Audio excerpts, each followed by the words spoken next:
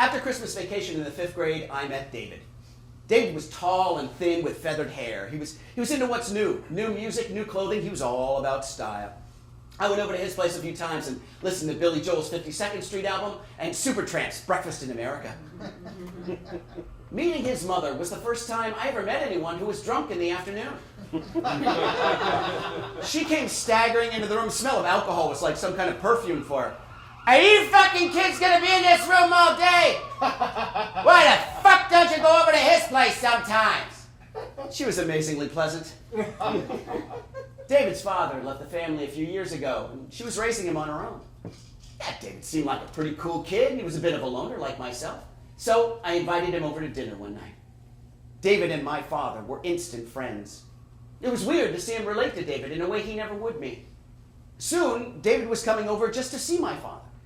See, my father grew up without a dad, and he understood what David was going through. And he wanted to be there for David in a way that no one was ever there for my father. I mean, they went fishing together. I mean, I went along a few times, but I had no interest in fishing, so I stopped going. They did everything together. And he cared about how David was doing in school. David took to sitting on the sidearm of my father's chair while they were watching TV, something I'd only been allowed to do a few times. I mean, the devil never let anyone sit in his chair. And the sidearm was a very coveted position. At least, it was at one time. Soon, it seemed like David was his son, and I was just the friend that tagged along. And that's if I went along at all. By the summer, David was over at our place 4 nights a week, sometimes 5, depending on how drunk his mother was.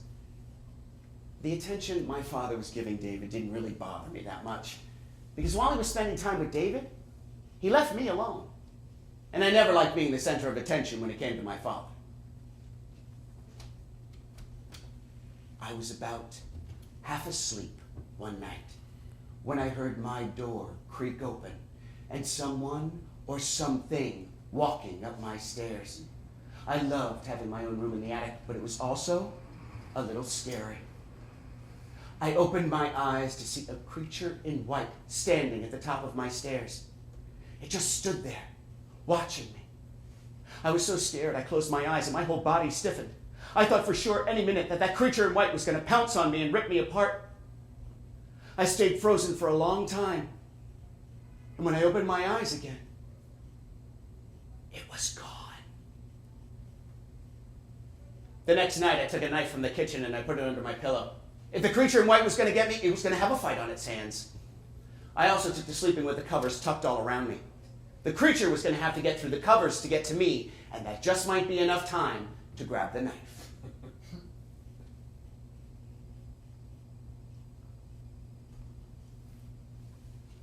When David came to me with the idea of breaking into the soda machine at the Caddy playground, my first reaction was, "Are you out of your mind?"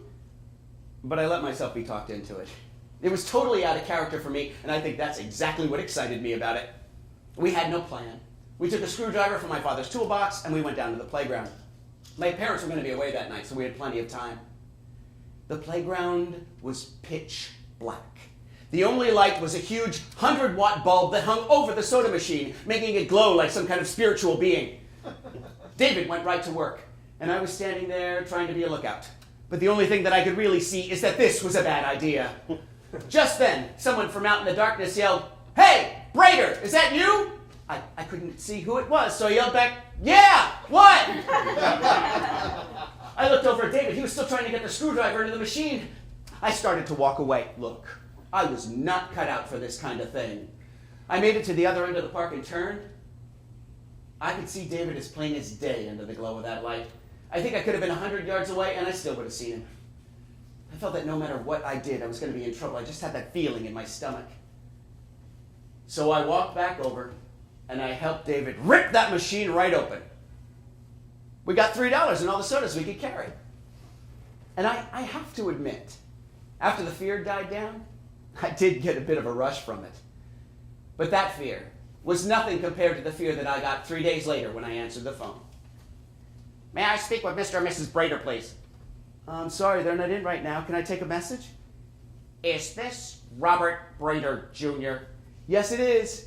"This is Sergeant Maxwell Baird, the Catasauqua Police Department. I need one of your parents to call me as soon as possible." "Panic. Why? What happened?" "I think you know what you did. And if I don't hear from one of your parents this evening, I'm going to be forced to come and get you. Panic? I don't know what you're talking about. You can lie to me all you want now. But I hope you're ready to tell the truth when you come in to make your statement. Deep panic. Statement? I don't know what you mean. What are you talking about? I can't come down there. I can't tell my parents. Look, you don't know what will happen to me. You should have thought about that before you committed a crime. Now take down my number and have them give me a call. I wrote down his number, but my whole body was shaking. What the hell was I going to do? My first reaction was, just ignore it. Maybe it'll go away. Oh, but I knew that wouldn't happen. Christ, how could I be so fucking stupid? I knew that light was too bright. My panic lasted for the next hour until my mother came home. Oh, the look on her face when I told her. When my father came home, I told him. He said nothing. He made the phone call to the police precinct, and we walked down. Sergeant Baer's office was very plain. It had a desk, 2 chairs, and on the wall facing the chairs was a huge cross. Sergeant Baer looked like every detective I had ever seen in the movies. He was a huge, muscular man in a suit with a mustache and greasy hair. He came in, sat down at the desk, opened a file, and started in. I'm going to start by reading your rights and letting you know that vandalism is a very serious offense. You have the right to remain silent. As he continued reading me my rights, my mind started to think of Kojak. I mean, the only time he read the criminal their rights is when they were going to jail. I mean, was I going to jail? I started to panic. Look, I saw scared straight. I know what happens to people in prison. I looked over at my father. I could see his anger growing. Tell me in your own words exactly what happened last Friday night. I knew it was time for me to speak, but I was so scared I couldn't even form words. After a few moments, the devil smacked me in the back of the head and said, "You had better fucking speak up." How could the devil be angry with me? I mean, he told me about things that he did when he was younger. I mean, he used to tie cats' tails together and throw them over clothing lines and watch them rip each other apart.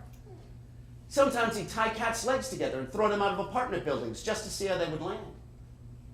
Once, when a girl told on him and one of his brothers for something that they did wrong, he never told me which brother or exactly what they did. They waited for her after school one day. And with the devil holding her down, his brother ripped off her clothing and they tied her to a tree. They just stood there, watching her, for hours. When they finally let her go, the devil walked over to her and said, "I want you to remember, this time, we didn't rape you. You tell on us about this or anything else, and next time, you won't be so lucky." So after that, this is nothing, so how can the devil be angry with me? When I finally did speak, I wanted to tell the truth. Oh, I really did. But I also just wanted this to be all over. So I told the cop everything, except for the screwdriver part. I told him that when David and I got down to the soda machine, it was already partially open, so it didn't take much once we worked together to pop it open. Then who had the screwdriver? 2 things hit me as soon as the cop made that statement. 1, he had all the information from an eyewitness. And 2 was my father's backhand as it smacked me right in the face, knocking me and the chair I was sitting in backwards. Before I could even think, the devil grabbed the chair and then me, throwing me into the chair. "You had better start telling the truth. I'm going to kick the fucking shit out of you." My lip was bleeding, and the cop was not about to help me. He just gave me that very well-rehearsed, "Help me, help you" look, and decided to change his approach. "Do you believe in God?" "Your statement is an oath to God. Now you can lie to me, or your father here. But do you really want to lie to God?" I wanted to scream in his face. Look, God doesn't give a fuck about me. He doesn't care if I lie to you or him or anyone else. But just to get this over with, I decided to tell him what he wanted to hear. "Of course I believe in God. Look, I'm just scared out of my mind. David had the screwdriver, and as soon as I came back across the park, I helped him rip that machine open. Look, I don't know why I did what I did, and if I had to do it all over again, I never would have went to the playground that night." The cop finished my statement and then had me sign it. Only then did he give me a tissue to wipe the blood off my neck and lip. Then he told my father that the people who owned the soda machine were never going to press charges, and my file would be buried by the time I was 17. "We just wanted to teach David and your son a lesson they'll never forget. Make sure they never do anything like that again." When I got home, I was just relieved to have it all over. I mean, the fat lip was nothing. I had plenty of those in the past. The thing that made me never want to do anything like that ever again was a few small words from my mother. I came running into the house and told her everything that happened. She looked at me with an expression I had never seen before. Then she turned away from me. Then she turned right around, looked me straight in the eye, and said, I'm very disappointed in you. She didn't say anything more. She just walked over and started doing the dishes. It was the worst thing my mother ever said to me. I let down the only person that was ever really there for me, the only person that ever really believed in me. I cried myself to sleep that night, and I made a vow that I would never, ever do anything like that ever again. David and I didn't hang out after that. A few weeks later, I found out that David and his mom were moving to Phillipsburg, New Jersey.